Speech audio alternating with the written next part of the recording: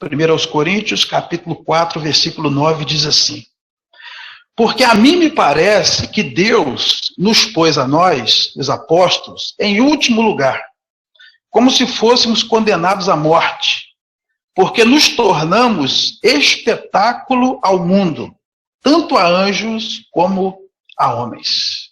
Curve sua cabeça, vamos orar a Deus.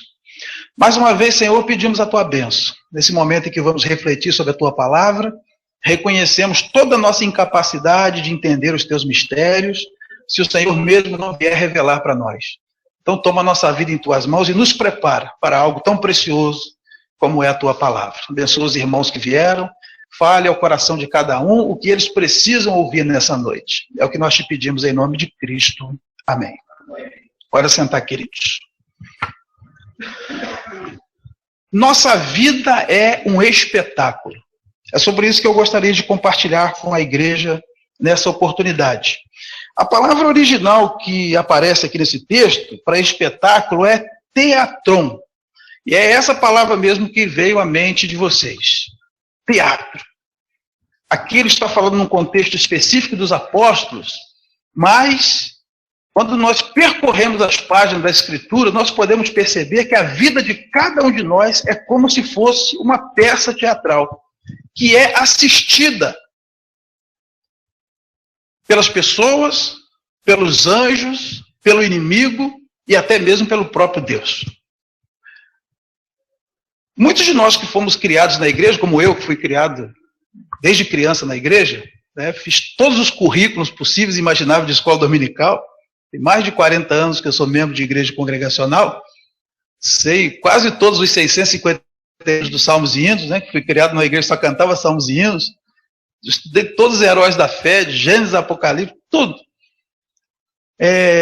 Nós participamos de peças teatrais, peças de Natal, de Páscoa, enfim.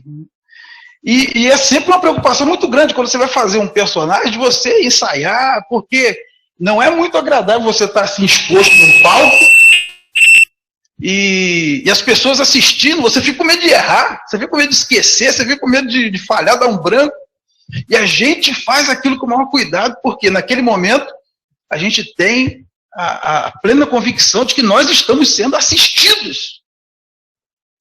Só que tem uma coisa, irmãos, na nossa vida diária, cada um de nós está sendo assistido. Hoje em dia a gente entra no comércio, de cara você bate o olho, tem uma carinha amarela rindo e fala assim, sorria, você está sendo filmado. E essa é uma realidade para cada um de nós. Nós estamos sendo filmados. A nossa vida está sendo filmada. A nossa vida está sendo assistida como numa peça de teatro. Nós não temos a convicção como quando nós estamos representando num palco. Mas onde quer que eu vá, no meu trabalho, na minha casa, na fila do banco, na fila da padaria, do açougue, eu estou sendo filmado. A minha vida está sendo observada. E Deus escreveu um roteiro para a vida de cada um de nós. No Salmo 139 diz que Deus escreveu cada um dos nossos dias. Ele escreveu e determinou quando nenhum deles havia ainda. Ninguém vem ao mundo por acaso. Ninguém nasce por acaso. Você pode até ter descoberto, depois de velho, que seu pai não queria você, que você foi um acidente. Você pode ter descoberto até que foi adotado, porque seus pais não te quiseram. Mas se nós estamos aqui, é porque Deus nos quis aqui. Ninguém vem ao mundo por acaso, ninguém vem ao mundo a passeio. Deus tem uma história. A partir do momento que a sementinha do papai e da mamãe se juntaram ali no ventre, Deus criou uma alma nesse momento, e ali começou a nossa história, que foi idealizada muito antes desse ato. Como Deus disse a Jeremias, antes de eu te formar, eu já te constituí profeta das nações. Deus tem um projeto, uma história, um plano. Só que nós, seres humanos, queremos o quê? Nós queremos improvisar. Eu sou de uma denominação calvinista, nós somos, né? Eu sou calvinista. Se eu tiver que marcar um quadradinho, eu marco calvinista. Mas tem uns negócios calvinistas que não entram na minha cabeça, né? Porque a soberania de Deus está na Bíblia, de Gênesis e Apocalipse, para livre-arbítrio do homem também está. O Augusto Nicodemos, ele fala, né, que é como 2 trilhos, né, de uma linha de trem que vai caminhar lado a lado até o final, não tem como, não junta nunca. Mas existem, estão ali. Eu creio que ninguém é obrigado a viver a história que Deus escreveu. É o livre-arbítrio. Só que quando nós não vivemos a história de Deus, vivemos a nossa história improvisada, nós sofremos. E ainda quando nós atingimos os nossos sonhos pessoais, nós não temos o sentido de realização. Parece que falta alguma coisa, porque nós não fomos projetados para aquilo. Deus tem uma história para nós. Se Deus me fez para ser um profeta, eu posso ser um médico competente e famoso, mas não vou ser feliz, porque sempre vai ter um buraco. Não foi para isso que Deus me fez. E vice-versa. Então nós temos uma história. E nós somos cooperadores de Deus nessa história, para que ela tenha um final feliz. Eu, desde criança, né, eu gostava muito de assistir filme de Bang Bang, de faroeste. E todos os filmes, basicamente, era a mesma história. Não só os filmes, como aqueles bolsilivros também, né, que só tinha escrita, não tinha figura. Era a mesma história. Terminava com o mocinho beijando a mocinha, né, e os dois eram felizes para sempre. O cara vinha, brigava, só toma tiro no ombro, né? O revólver do mocinho tem 300 tiros, não acaba a bala nunca. O revólver do bandido tem cano virado, só pega no ombro do mocinho, enfim. Mas no final, o mocinho vence e termina beijando a mocinha. É um final feliz. Deus tem uma história com final feliz para todos nós. E o final feliz é exatamente quando o mocinho beija a mocinha. É quando a noiva do cordeiro se encontra com o noivo e lá eles vão se beijar e as bodas do cordeiro vão coroar a realização do plano de Deus na nossa vida. Enquanto isso, a nossa vida aqui ela vai tomar assim, contornos, às vezes, dramáticos. Na própria Bíblia, nós temos alguns exemplos de histórias que são muito interessantes. Tem drama, tem comédia, tem tragédia, tem histórias aos nossos olhos com final feliz e histórias sem final feliz. E, geralmente, quando o final não é feliz, é improvisação do próprio homem. Mas se nós colocarmos as nossas vidas nas mãos de Deus, nós vamos chegar ao final e vamos cumprir o propósito que Deus tem para cada um de nós. Nós vamos concluir a história que Ele escreveu para nós. Vamos poder dizer, como Paulo disse a Timóteo: combati o bom combate, completei a carreira e guardei a fé. Esse é um final feliz. E mesmo quando nossos olhos fecharem e nosso corpo inerte for colocado ali, em 7 palmos de terra, nós temos a garantia de que não ficaremos ali, porque a morte já foi vencida na cruz do Calvário e Jesus ressuscitou e está nesse momento preparando lugar para nós, para passarmos toda uma eternidade ao lado dele. Então a primeira coisa que eu quero que os irmãos tenham consciência nessa noite e reflitam comigo, é que a nossa vida é um espetáculo assistido pelos homens. Nós estamos sendo observados o tempo todo. Volte comigo a sua Bíblia, lá em Mateus, capítulo 5, versículos 14 a 16. Vós sois a luz do mundo. Não se pode esconder a cidade edificada sobre o monte. Nem se acende uma candeia para colocá-la debaixo do alqueire, mas no velador, e alumia a todos os que se encontram na casa. Assim também brilhe a vossa luz diante dos homens, para que vejam as vossas boas obras e glorifiquem ao vosso Pai que está nos céus. Quer a gente queira, quer não, a casa do crente tem parede de vidro, tem telhado de vidro. As pessoas nos observam o tempo todo.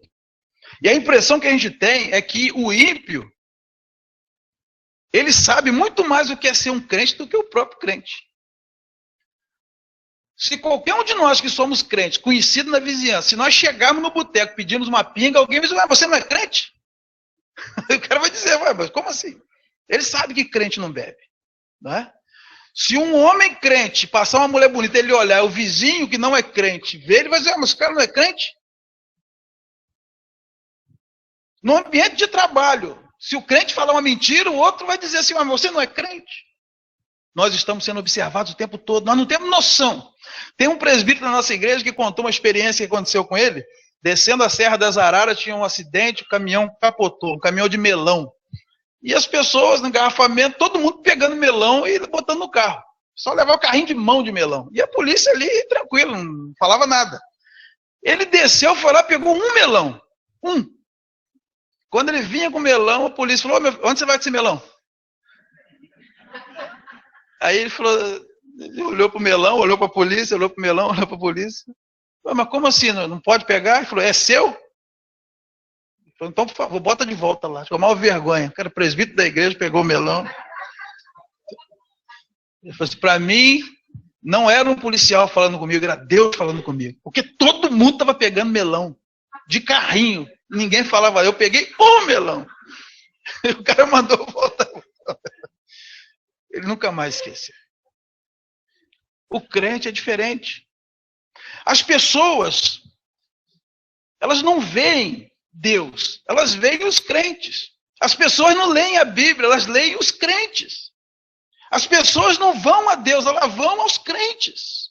O tempo todo nós estamos sendo lidos. Paulo diz que nós somos a carta. Ele falando aos Coríntios, né? Vocês são minha carta aberta, escrita e lida por todos os homens. Nós estamos sendo filmados. O volume do som da nossa casa. A maneira como as pessoas da família conversam. A maneira como nós lidamos com nossos vizinhos, como a gente coloca o nosso lixo. Se nós ajudamos a empurrar o carro de alguém ali que está no sufoco ou não, a nossa vida é observada o tempo todo. E a Bíblia diz que as pessoas devem assistir o espetáculo da nossa vida e ficar satisfeitos com o que vem. E, por conta disso, glorificarem a Deus, o nosso Pai que está no céu. O crente, ele não vive uma vida bonita, ele não faz um teatro, uma peça teatral bonita, emocionante, feliz, para que as pessoas o elogiem, ou para que ele se engrandeça diante das pessoas, mas para que as pessoas, vendo a vida dele, glorifiquem a Deus, e possam dizer, poxa, esse camarada serve um Deus de verdadeiro mesmo. Como essa família é abençoada, como Deus abençoa essa pessoa, como esse camarada é gente boa. Esse é um crente, e assim o nome de Deus é glorificado. Uma vez eu ouvi falar sobre uma ilustração sobre o sal, aqui mesmo pertinho está dizendo que nós somos o sal da terra. E o pastor disse, você quando vai no restaurante e lembra do sal, alguma coisa está errada. Se você falar assim, está sem sal, está ruim. Está salgada, está ruim. O sal não pode aparecer. Porque quando o tempero está no ponto certo, ninguém lembra do sal. Alguém já foi aqui no restaurante, comeu uma comida gostosa, depois chamou o cozinheiro aqui, qual a marca do sal que você botou aqui na... Que sal maravilhoso esse aí. Ninguém lembra do sal quando a coisa está no ponto certo. Só lembra do sal quando está desequilibrado. Quando o sal está no ponto certo, ele não aparece. E os elogios são para o cozinheiro. Então, quando a Bíblia fala que nós somos o sal da terra, a nossa vida deve ser um tempero tão gostoso que as pessoas vão elogiar o cozinheiro que prepara a gente, não a nossa vida particular. É disso que a Bíblia fala, quando as pessoas assistem à nossa vida e que, vendo as nossas obras, devem glorificar o Pai que está no céu. A segunda coisa que a Bíblia fala sobre a nossa vida é que ela é assistida também pelos demônios, pelo inimigo, pelo diabo e seus anjos. Vamos abrir em Efésios, capítulo 3, versículo 10.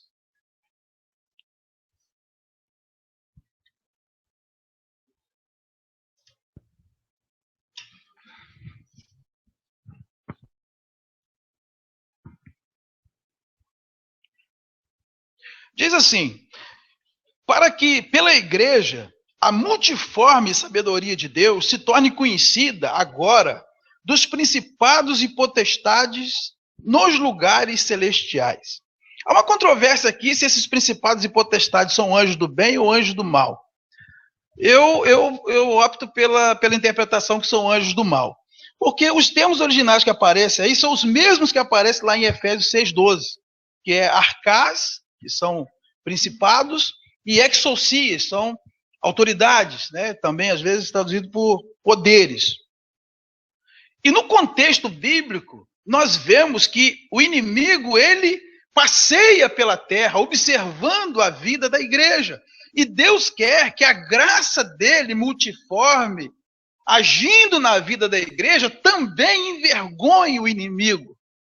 E mostre para ele que nós servimos a Deus porque nós o amamos. Assim foi com a vida de Jó. Quando os filhos de Deus se apresentaram diante de Deus, diante dele, veio também o inimigo. E Deus disse, mas de onde você vem? O que ele respondeu? Eu venho de passear pela terra e rodear por ela. E Deus disse, observaste o meu servo Jó? Claro, observei. Ele é crente porque você dá tudo para ele. Se o senhor tirar, ele vai negar, ele vai blasfemar. E Deus disse, não, conheço meu servo, pode tirar tudo que ele tem, só não toca nele. E nós vimos ali aquela tragédia na vida de Jó. Era uma notícia ruim atrás da outra, né? Parece até algumas fases da vida da gente, né? Mal saiu o mensageiro, chegava outro. Saiu o mensageiro, chegava outro. Uma coisa atrás da outra. Jó perdeu ali em pouco tempo as coisas que são mais preciosas para um ser humano. Ele perdeu os bens, perdeu família e perdeu saúde. E dizem alguns que esse sofrimento durou cerca de 8 anos.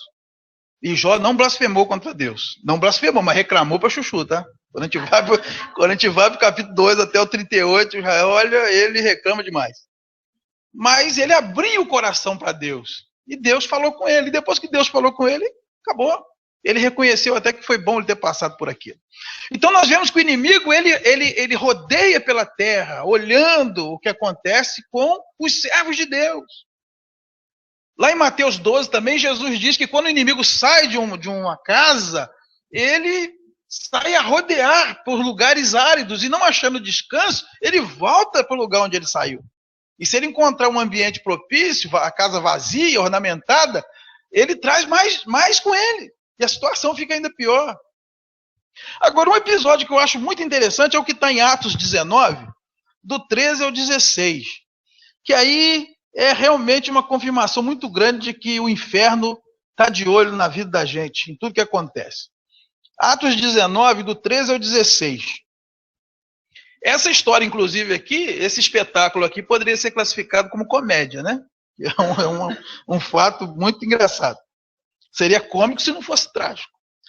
Atos 19, do 13 ao 16, diz assim: e alguns judeus, exorcistas ambulantes, tentaram invocar o nome do Senhor Jesus sobre possessos de espíritos malignos, dizendo, esconjuro-vos por Jesus a quem Paulo prega.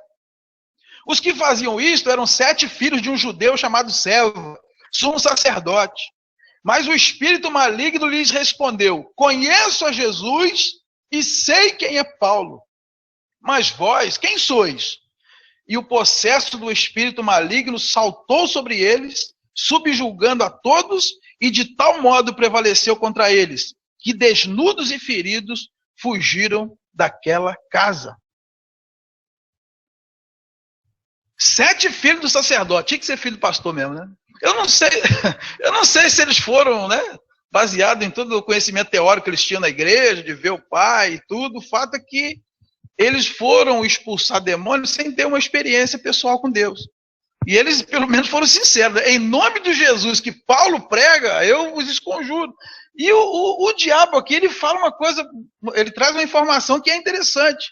Eu sei quem é Jesus, isso não é novidade, ele sabe mesmo. Várias vezes se prostrou diante de Jesus para adorá-lo. Os demônios creem e tremem. Né? Eu acho que o diabo, nesse ponto, acredita mais que muitos de nós, né? Em Deus. Tanto que acreditar em Deus não vale muita coisa, não, porque os demônios creem e tremem. Mas ele fala outra coisa. Eu sei quem é Paulo. Eu sei quem é Paulo. O inferno sabe quem é cada um de nós. O inferno sabe que Paulo teria autoridade, mas aqueles 7 não. E o demônio partiu para cima deles, deu uma coça, arrancou a roupa e fugiram os 7 crentes pelados pela rua.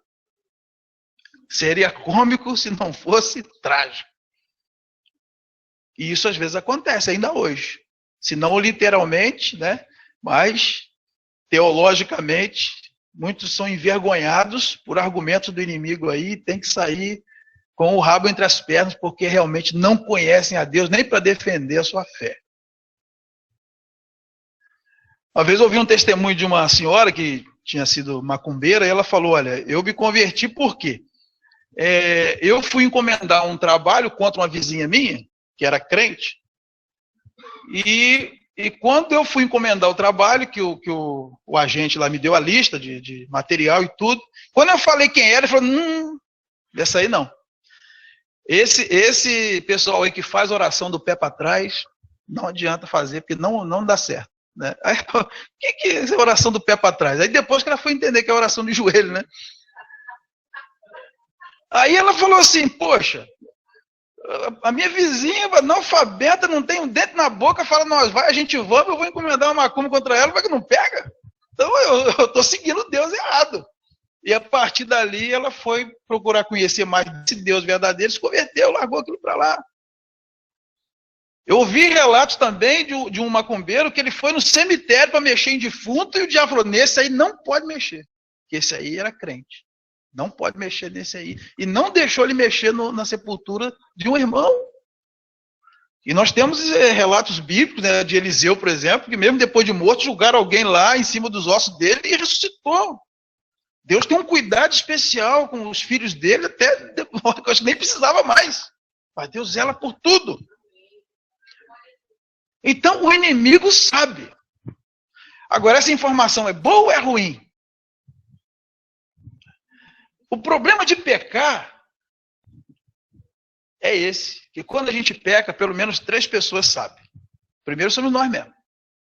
E o travesseiro é cruel, né? O travesseiro, ele entra de carrinho mesmo, tesoura voadora. É complicado quando você põe a cabeça no travesseiro que você está errado. Segundo, é o inimigo. O inimigo sabe. O inimigo é onisciente? Não, mas ele tem um exército aí que fica rodeando a terra, ele sabe tudo que está acontecendo. E geralmente ele não aponta, ele põe na manga. E ele vai expor o crente na hora adequada. Então o inimigo viu. E a partir daquele momento, o crente não se arrepender e não abandonar o pecado, ele se torna refém do inimigo. E a terceira pessoa é Deus, porque Deus vê tudo. Não tem como esconder de Deus. Então, pecar é muito ruim.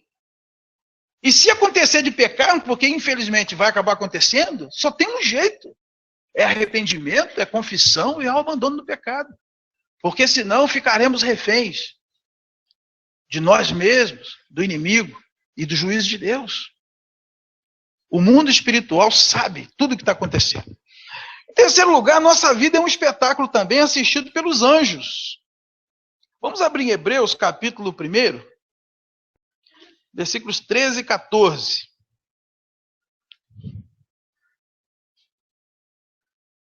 Carta aos Hebreus, capítulo 1, versos 13 e 14.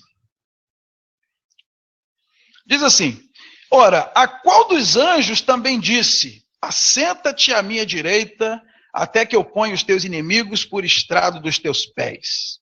Não são todos eles espíritos ministradores, enviados a serviço, a favor dos que hão de herdar a salvação? Os anjos de Deus, eles participam da vida da igreja muito mais do que a gente imagina. Talvez por medo, né, de implementar um culto dos anjos, que Paulo já alertou lá aos Colossenses, que é perigoso. Hoje em dia tem igrejas aí, Volta Redonda mesmo, tem uma igreja que na hora do culto eles puxam uma cadeira para anjo. Né? Então isso aí já fica complicado. Né? Pouco tempo tinha uma faixa lá na Terrado dizendo assim, fulano de tal, evangelista e avivalista. Aí entre parênteses, trabalha com o anjo Gabriel.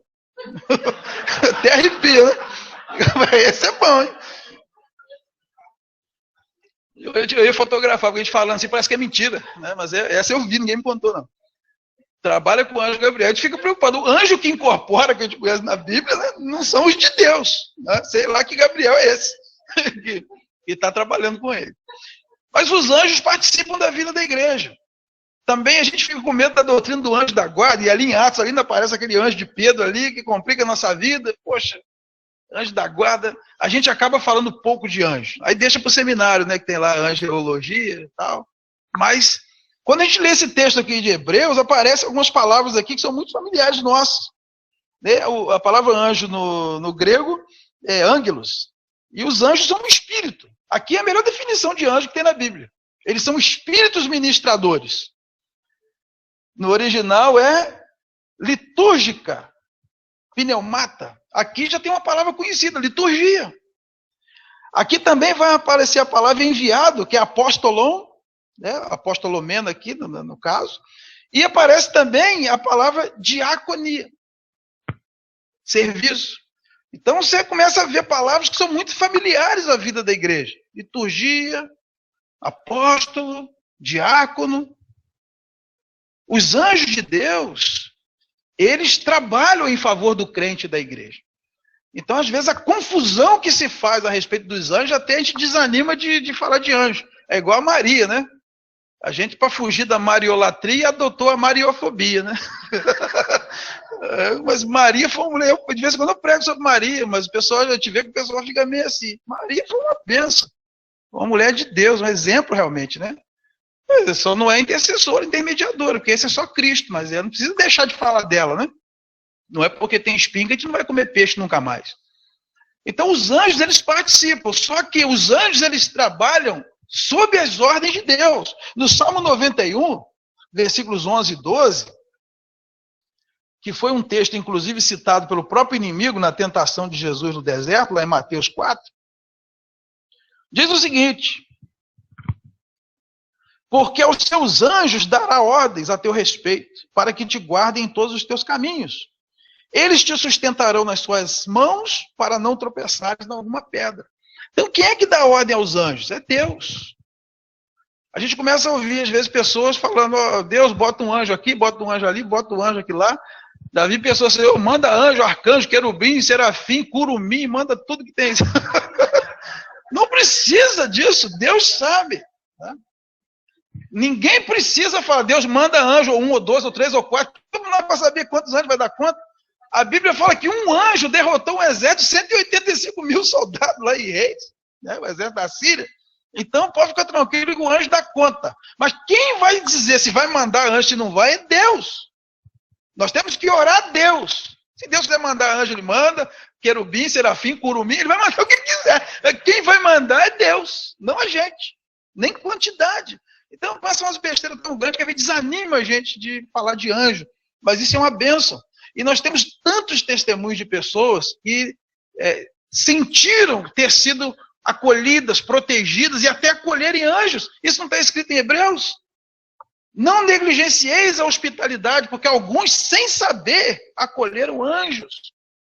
Uma senhora atravessando o viaduto lá em Volta Redonda, vieram 2 rapazes, ela tinha certeza que ela ia ser assaltada. Eles passaram, boa noite para vocês. E passaram, e ela sozinha. No outro dia que ela se deu conta, eles viram alguma coisa ali que nem eu vi. E foi o suficiente para que eles não abordassem.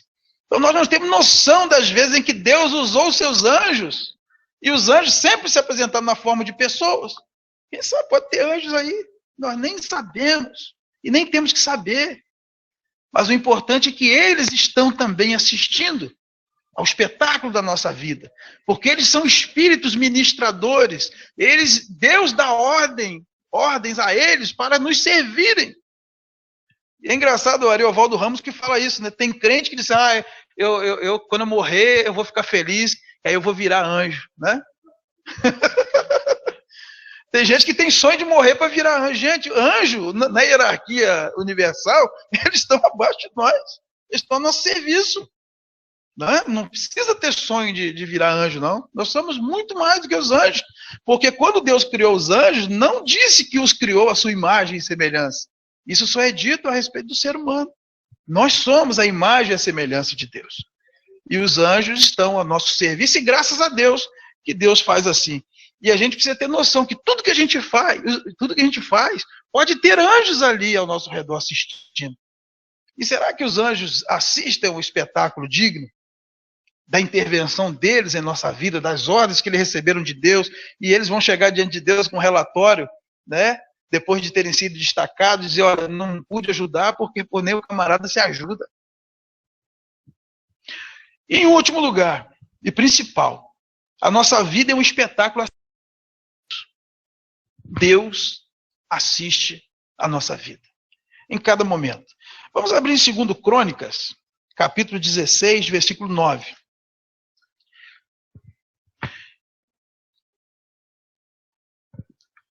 Eu acho esse versículo um dos mais bonitos da Bíblia.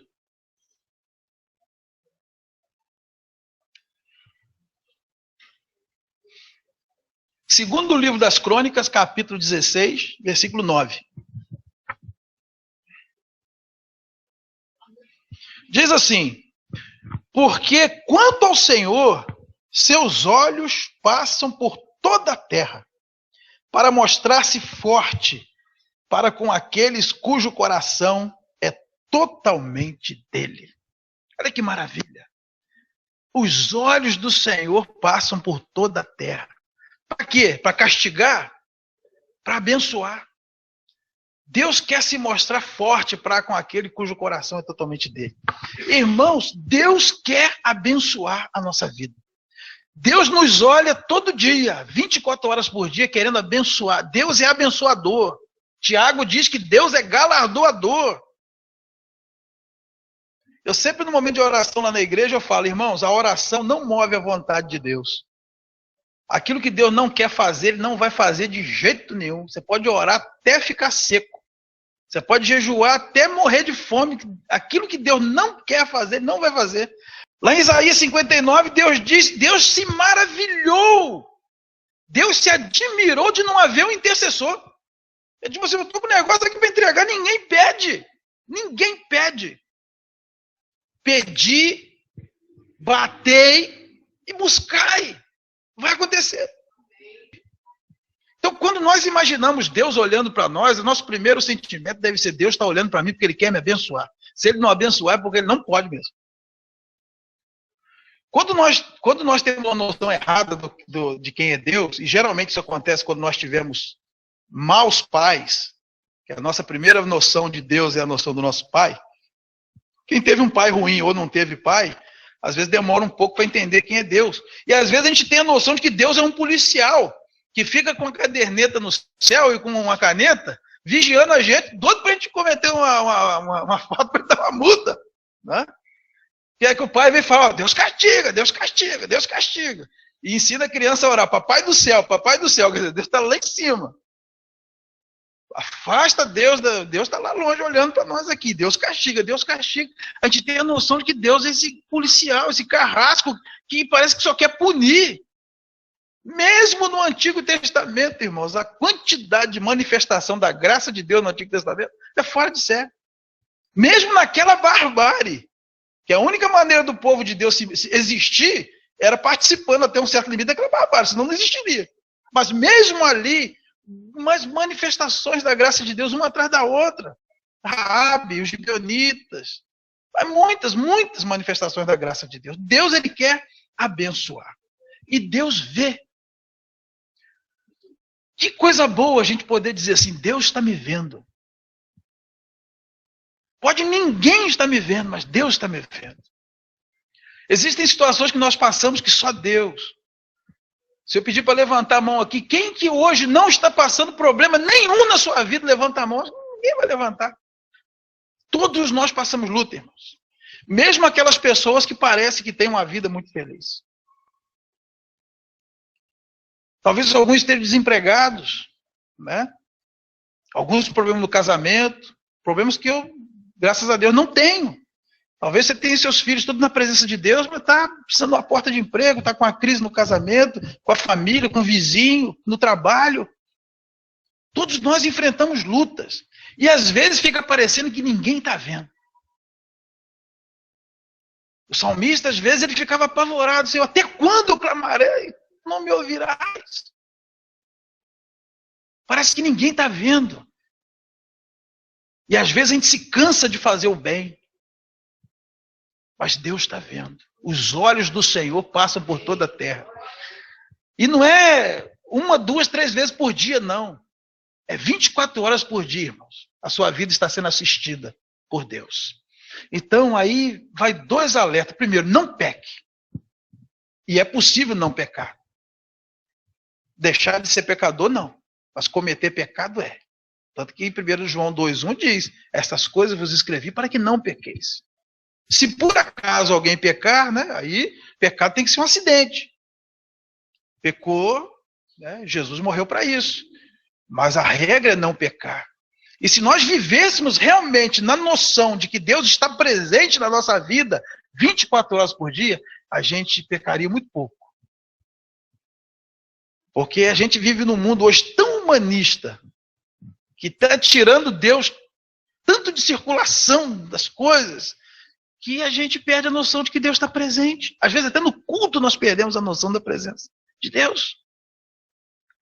Quando você vê o Ministério de Louvor, as pessoas desesperadas porque a voz dela não está aparecendo na caixa de som, a pessoa perdeu a noção de que Deus está presente.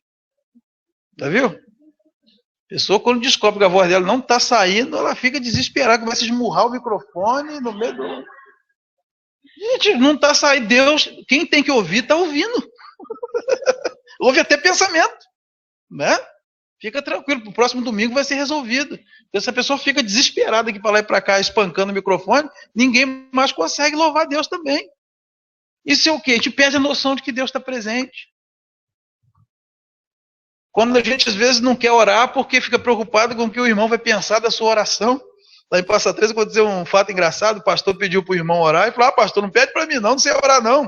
Pede para o irmão aqui que ele é desgramado para orar. Eu falei, que é isso?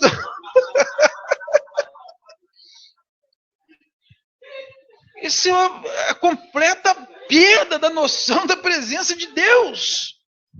Quando nós precisamos saber orar. Porque senão as pessoas vão rir de mim, vão achar minha oração feia. Já está dito na Bíblia, ninguém sabe orar mesmo, não. Mas o Espírito Santo interpreta com gemidos inexprimíveis. Tem uma história, inclusive, no livro que eu tenho ali, que é o Zé, que era amigo do Jesus.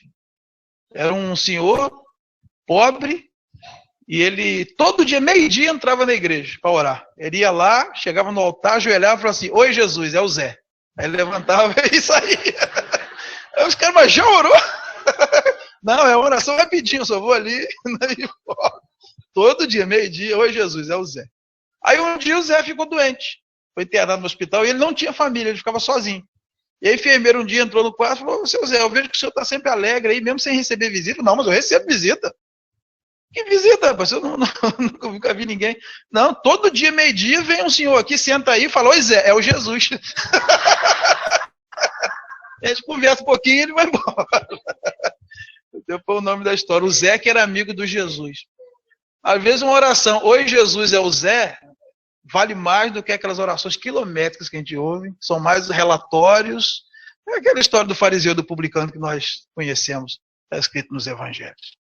Deus vê. O bom de ser crente é saber que nós precisamos nos preocupar somente com Deus, né? O mais importante é nos preocuparmos com Deus. E as pessoas vão ver isso como consequência. Eu li um artigo sobre caráter e reputação, né? Reputação é aquilo que as pessoas pensam de você. Caráter é aquilo que você é de verdade. Né? Ponto. Nós, às vezes, estamos mais preocupados com a reputação do que com o caráter. Ou seja, se tiver alguém vendo, eu não faço. Mas se não tiver ninguém vendo, eu faço. Dizem que reputação é aquilo que você tem quando você chega numa vizinhança nova. Caráter é o que você tem depois que você se muda. Reputação é aquilo que você tem no dia do seu velório. Caráter é aquilo que os anjos vão dizer de você no céu.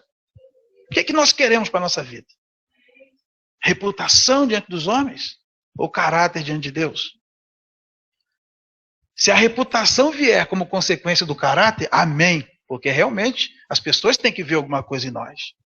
Mas isso como consequência, não como causa. A nossa preocupação deve ser viver uma vida santa, íntegra, reta, porque Deus está vendo. E Ele merece o melhor de nós. Vamos ficar de pé, queridos.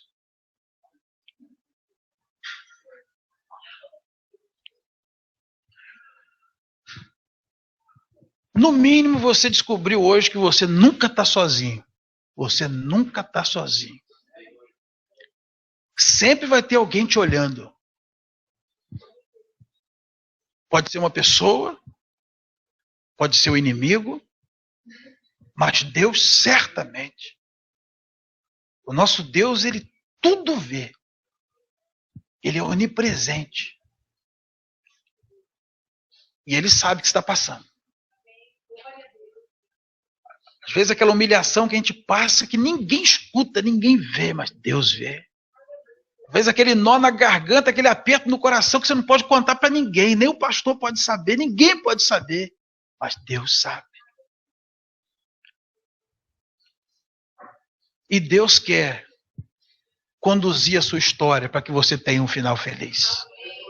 E o final feliz é o dia que você vai encontrar com Ele num lugar onde toda lágrima já ficou para trás, toda dor, todo pranto. É vida eterna, é vida em abundância. Um dia um missionário voltava para casa. Ele vindo no navio, chegando no porto, ele viu uma grande festa no porto. E ele foi chegando, emocionado, 20 anos no campo. Poxa, o povo veio me receber com uma festa. Foi chegando, não viu ninguém conhecido. Foi chegando, ninguém conhecido. Quando ele chegou, ele viu que a festa era para um outro político que estava no navio. Não tinha ninguém para receber ele. Ninguém. Toda aquela banda de música, foguetório, faixa, tudo para o político. E ele quebrou. Ele falou, poxa Deus, fiquei 20 anos te servindo no campo. Chegou aqui e não tem ninguém para me receber. Esse político corrupto aí, ó. É festa. Deus falou claramente no ouvido dele, meu filho, é que você ainda não chegou em casa. Você ainda não chegou em casa. Porque, pelo que a gente conhece do nosso Deus, quando a gente chegar em casa, vai ter muita festa. E é isso que interessa para nós. Põe a mão no seu coração. Senhor, eu quero pedir a tua bênção por esse irmão que está aqui nessa noite, por essa irmã. O Senhor sabe das lutas que cada um aqui tem passado. Eu não conheço quase ninguém aqui, Senhor. E até as pessoas que eu conheço, não sei detalhes da vida deles. Mas o Senhor sabe da vida de cada um 24 horas por dia. O Senhor sabe tudo que a gente faz, de certo e de errado. O Senhor, inclusive, esquadrinha o coração. Sabe das nossas intenções. Até quando nós fazemos coisas boas, o que nós queremos colher com isso? E nós apresentamos a nossa vida no teu altar nessa noite, Deus, pedindo perdão, Senhor. Perdoa nossos pecados, Deus. Perdoa nossa soberba, nossa vaidade, nosso orgulho. Perdoa nossos atos errados. Perdoa nossos pensamentos, nossas palavras, nossas omissões, nossas intenções. Perdoa, Senhor, nossa indiferença, nossa frieza, nossa preguiça, nosso comodismo, materialismo, mundanismo. Perdoa nossas prioridades erradas, Deus. Ajuda-nos a viver, Senhor, cada dia, com essa sensação de que perto está o Senhor, de que o Senhor nos segura pela mão e nos conduz, nós nunca estamos sozinhos. O Senhor disse que poderia ser pelo meio do fogo, pelo meio da água, o Senhor estaria conosco. E mesmo quando o Senhor permite que nos joguem na fornalha, o Senhor caminha para lá e para cá. E quando o Senhor quer, o Senhor pode inclusive apagar a fúria do fogo. Mas se o Senhor não fizer e a gente morrer queimado, nós sabemos o que o Senhor tem preparado para cada um de nós. Deus, toma a nossa vida em tuas mãos. Ajuda-nos a viver na dimensão do teu Espírito, na dimensão das coisas celestiais, a nos preocuparmos somente em agradar o Senhor e dedicarmos toda a nossa vida em fazer a tua vontade, Deus. Reconhecemos o quanto estamos longe do padrão, mas também pedimos que o Senhor nos ajude a melhorar. E nós estamos aqui nessa noite porque nós queremos melhorar. E que a tua palavra, as orações, os louvores, os abraços, Deus, que essa comunhão nos fortaleça, de maneira que quando sairmos daqui por aquelas portas, seja para viver uma vida de novidade, uma vida diferente, uma vida que brilhe o Senhor para essas pessoas que jazem nas trevas e tão carente de salvação, Deus. Usa a nossa vida, ajuda-nos a fazer diferença ali fora, Deus, e assim o teu nome seja glorificado. É o que nós te pedimos, em nome de Jesus. Amém. Graças a Deus. Pode sentar, queridos. Pastor Márcio, obrigado pela oportunidade. Obrigado, Jéssica.